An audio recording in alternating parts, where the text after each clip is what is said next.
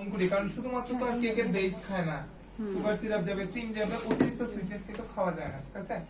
তো দুই ডিমের জন্য কত দিছে? Half cup. বাকি থাকে কয় ডিম? এক ডিমের জন্য কত? বুঝতে পারছি। আমার 3 ডিমের হিসাবে যাওয়ারই দরকার নাই।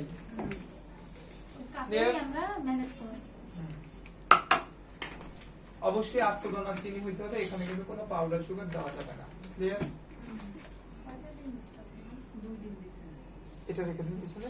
এরপরে হচ্ছে আপনাদের শীটে লেখা আছে না ভিনেগার, দেখেন দুই ডিমের জন্য ভিনেগার কতটুকু? 2 টেবিল চামচ মানে আচ্ছা শীটটা কোথায়? এই যে এটা সামনে নিয়ে নেন, এটা থেকে বুঝে নেবেন। আমরা এখানে 2 ডিমেরটা দেওয়া আছে, আমরা 3 ডিমেরটা করছি, ঠিক আছে? তার মানে কি এইটা এক রেসিপি আর হচ্ছে কি এটার অর্ধেক, ঠিক আছে? এখানে চিনি আছে হাফ কাপ, আপনি একটু বেশি দিলেন না? কেন দিলাম? ওখানে ডিম কয়টা? ওকে, এখন 2 ডিমের জন্য ভিনেগার কতটুকু দেওয়া আছে? হাফ চামচ। চিনি ছিল কাপে, ভিনেগার হচ্ছে চামচে, ঠিক আছে? সেক্ষেত্রে চামচ বলছে, তার মানে কোন চামচ? চা চামচ। তাহলে আমরা চাইলে এই মেজারমেন্টের চামচ দিয়েও মাপতে পারি, আবার চাইলে এটার এক ক্যাপ ইউজ করতে পারি। এটার এক ক্যাপে হচ্ছে হাফ চামচ আসে, ঠিক আছে? সো 2 ডিমের জন্য আমরা কত দিচ্ছি? হাফ চামচ। বাকি থাকে কয়টা ডিম? এক ডিমের জন্য কত হবে দিলে? এর অর্ধেক। এর অর্ধেক। সো আমরা মেজারমেন্ট করব ভিনেগার একটু 19-20 হলে সেক্ষেত্রে কোনো প্রবলেম হবে না, কিন্তু যদি এই চা চামচ থেকে আবার টেবিল চামচে চলে যায় টেবিল চামচ মুখা দিয়ে মুখলি তো যতটুকু বলেছি বুঝতে পারছি। কি কি দিলাম এখানে? চিনি, ভিনেগার। হ্যাঁ, এই জিনিসটাকে আমরা একটু মিক্স করে চেষ্টা করব একটু চিনিটা যাতে গলে যায় আর কি। হ্যাঁ, অনেকের অবজেকশন থাকে যে আপনার কি ডিমের ফোম হয়ে যায়, চিনি গলে না।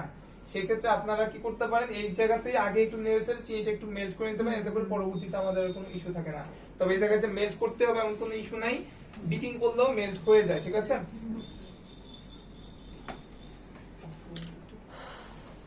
একটু মিক্স করে আমরা মিক্স করে ওকে। এরপরে অয়েল লাগবে আমার। অহিন ভ্যানিলাটা দিও। কোনটা? খালি ওই চিনিটা একটু মেল্টিং এর জন্য। হ্যাঁ, এটা তাহলে আপনার পরবর্তীতে কাজ করতে গেলে ইজি হয়ে যায় আর কি। আচ্ছা ভাইয়া, ভিনেগার হাফ চামচ সাথে পরিমাণ কতটুকু দিলেন? 2 ডিমের জন্য বলেছি হাফ চামচ। আমার ডিম তো দুইটা না, কয়টা? তিনটা। তো 2 ডিমের হাফ চামচ দেওয়ার পরে আমার আবার কি আরেকটা ডিম বাকি থাকে, তো এক ডিমের জন্য কত হয়? ওইটার অর্ধেক। 2 ডিমে হাফ চামচ হলে এক ডিমের জন্য কত হবে? হাফের অর্ধেক। সো এইভাবে মেজারমেন্ট করছি আমরা। আচ্ছা, এরপরে আমাদের লাগবে হচ্ছে তেল। তেল কতটুকু লেখা আছে? হ্যাঁ, 3টা ডিম, তাহলে কতটুকু তেল? 3 টেবিল চামচ। 2 টেবিল চামচ আছে, তাহলে আমরা 3 টেবিল চামচ। তেল দিব হচ্ছে কি কুসুমের সাথে? 2টা, এই একটা, 3টা দিলাম তেল 3 টেবিল চামচ। এখন প্রথমত আমরা এখানে ভ্যানিলা যদি কেক করি তাহলে এখানে কি শুধু ভ্যানিলা এসেন্সটা ইউজ করব, ঠিক আছে? তবে প্রথম কেকটা আমি হচ্ছে আপনার চকলেট দিয়ে শুরু করছি। কি বলেছে, এক রেসিপি থেকে বাকিগুলো কনভার্ট করা শিখাবো, তাই না?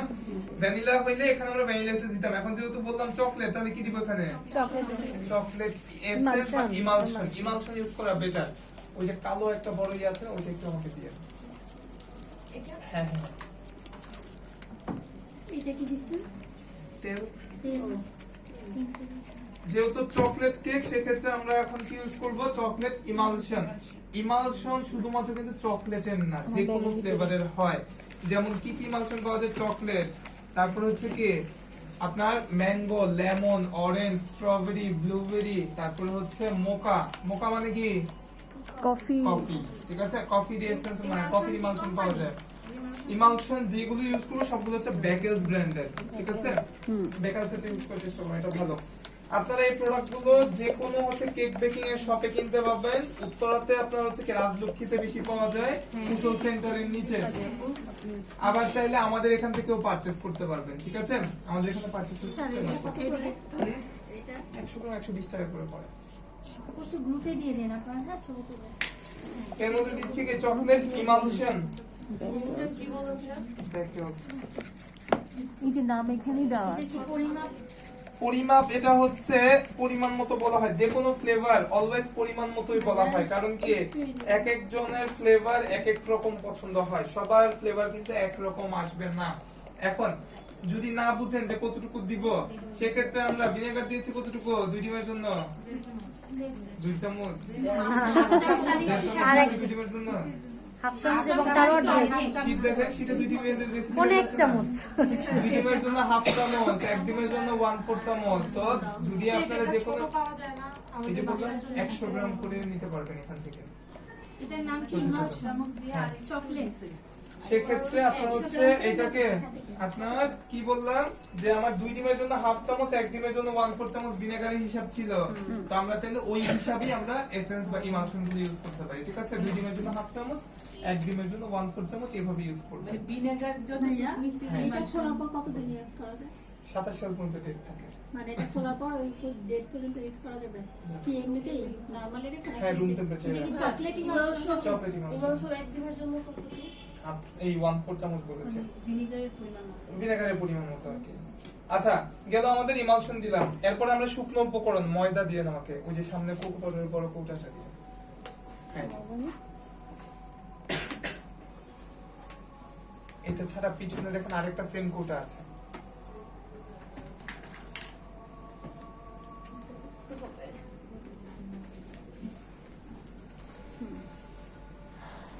তো হইছে না ডিফ্লেক্ট নাই, এটা লিখে দিন। ওইটা বের করেন তো তাহলে, ওই যে প্যাকেট যেটা আছে।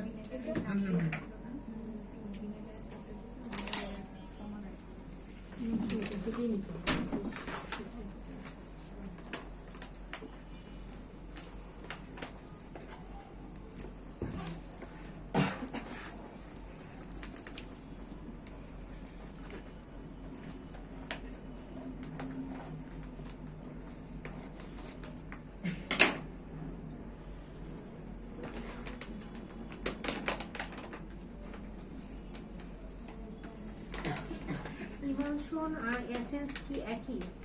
ইমালশন আর এসেন্স, ইমালশন এসেন্স মানে হচ্ছে কি অনলি ফ্লেভার, ইমালশন মানে ফ্লেভার প্লাস কালার। ঠিক আছে, সো যে কোনো একটা আবার দুইটাই দিয়ে দিন না, এটা পাস। আচ্ছা, এটা আপাতত আপনাদের এখানে একটু রাখেন। আচ্ছা, ময়দা কতটুকু আছে বলেন? ময়দা চিনি সমান সমান ছিল না? 2 ডিমের জন্য ময়দা ছিল কত? Half cup. এখন নরমালি হিসাবের থেকে একটু বাইরে আসি, আমরা বলেছিলাম কি কাপের মেজারমেন্টে ময়দা মাপার নিয়ম কি, বা যে কোনো কিছু মাপার নিয়ম কি সমান সমান।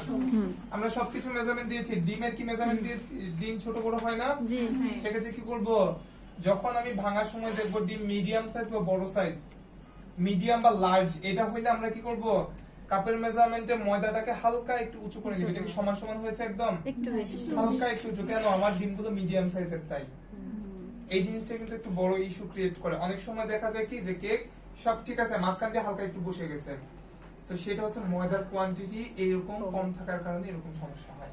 ঠিক আছে, তো এই জিনিসটা আপনি একটু ক্লিয়ার আপ হয়ে নেবেন যে আমার ডিমের সাইজ যদি মিডিয়াম বা বড় হয় তাহলে কি করব, আমরা হালকা একটু উঁচু করে নিব।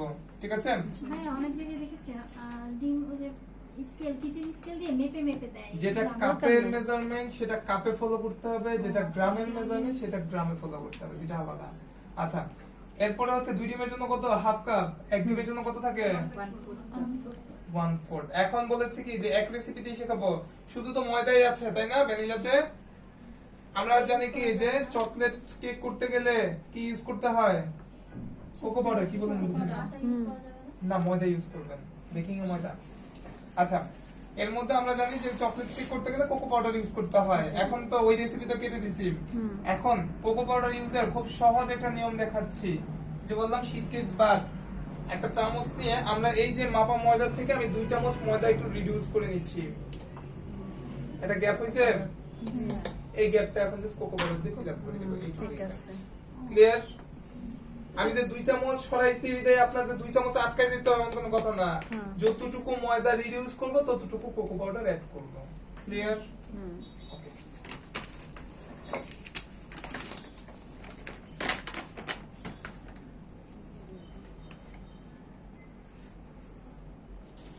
আপনারা কোকো পাউডার এটা ইউজ করতে পারেন বা প্রেস্তোরটাও ইউজ করতে পারেন। আমি ম্যাক্সিমাম প্রেস্তোরটা করি, এটাও ভালো। মালয়েশিয়ানটা শুধু use করি। হ্যাঁ মালয়েশিয়ানটা আবার হচ্ছে আপনার একটু সমস্যা হয়, যদি অরিজিনাল মালয়েশিয়ানটা পান সেটা ভালো। এখন মালয়েশিয়ানের ডুপ্লিকেটের অভাব নাই বাজারে, সেই ক্ষেত্রে আপনার সমস্যা হয়। ঠিক আছে, বালি বালি লাগে। মালয়েশিয়ান কোকো পাউডার দেখবেন কিনে আনার পরে অনেক সময় হচ্ছে কেকটা বালি বালি লাগে। যদি এরকম বালি বালি কোনো টেক্সচার পান তার মানে বুঝতে পারবেন কোকো পাউডারের সমস্যা আছে। ঠিক আছে, এটা ইউজ করতে পারেন। এটা কি মালয়েশিয়া? না এটা মালয়েশিয়ান না, এটা কোকো গোল্ড। ওটা বলে নাই, মানে যতটুকু সরাবেন ততটুকু দিবেন। এরপরে বাকি রইল কি বেকিং পাউডার। 2 চামচ কোকো পাউডার অ্যাড করতে হবে। 2 চামচ আর একটু কম ইউজ করবেন, ওইভাবে দেখে ইউজ করবেন। বললাম কি যতটুকু ময়দা কমাবেন ততটুকু কোকো পাউডার অ্যাড করবেন ওই ভাই হিসাবে। এই পাশেটা কত ইয়া কাপটা? এটা 1/4, এটা হাফ। এটা তো আমার ইচ্ছা। বেকিং পাউডার এটা চিনেন এই ব্র্যান্ড, এটা ইউজ করবেন। যত লোকাল টোকাল আছে, হাইকো আছে, তারপর হচ্ছে কি আহমেদ আছে, এরপর হচ্ছে প্রিন্স আছে, স্বপ্ন আছে, সব বাদ। এদিকে আনেন স্যার একটু। 2 ডিমের জন্য কতটুকু সেটা লেখা নাই, হাফ চামচ। তাহলে বাকি থাকে কয় ডিম? এক ডিমের জন্য কত? 1/4 বুঝতে পারছি। মেজারমেন্ট খুবই ইজি। দেখেন ভাইয়া এই বেকিং পাউডার মেজারমেন্ট কি কিভাবে বললেন? দেখেন পারেন কিনা। অনেক চামচ। এক চামচ মানে এটা 2 ডিমের চামচ, হাফ চা চামচ হ্যাঁ। বাড়াই দিলাম। তাহলে মেজারমেন্ট কি ক্লিয়ার সবকিছু? যা যদি আমি এখন এইটাকে ভ্যানিলাতে কনভার্ট করতাম তাহলে আমি কি কি এখানে স্কিপ করতাম বা একটু করতাম? আমি প্রশ্ন করি, আমারও যে স্পুনটা আছে এটা তো চা চামচ, আমার ছোট স্পুন আছে ওই কাপড়ি, ওইটা আমি এক ওটা চা দিয়ে চামচ মাপবেন। দিয়ে আর এখানে আবার একটু হাফ হাফ দিবেন জি। কাপের ওকে মেজারমেন্ট কমপ্লিট, বুঝা গেছে? মেজারমেন্ট সব সময় আগে কমপ্লিট করে এরপরে হচ্ছে আপনার এখন প্রসিডিউরে যাব, এতে করে কি ভুল হওয়ার চান্সেস কম থাকবে। বুঝতে পারছি। কোকো পাউডারের কাজ শেষ, এটা হচ্ছে আবার উঠে যাবে।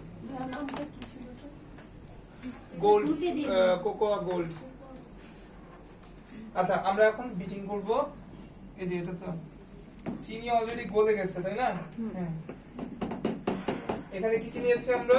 ভিনেগার, চিনি আর ডিমের সাদা চিনি, ভিনেগার আর হচ্ছে ডিমের সাদা অংশ। এখন বিটিং স্পিড নিয়ে কথা বলি।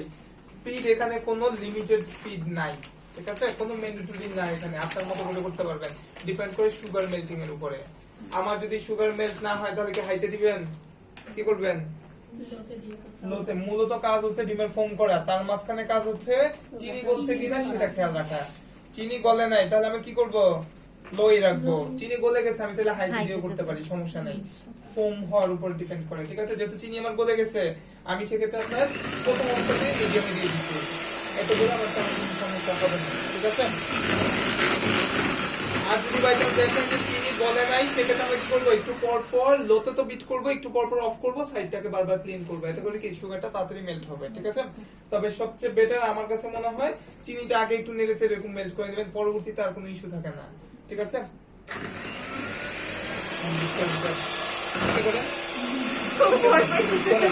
এক হাতে বল ধরেন, ধরো ধরো। আশা করি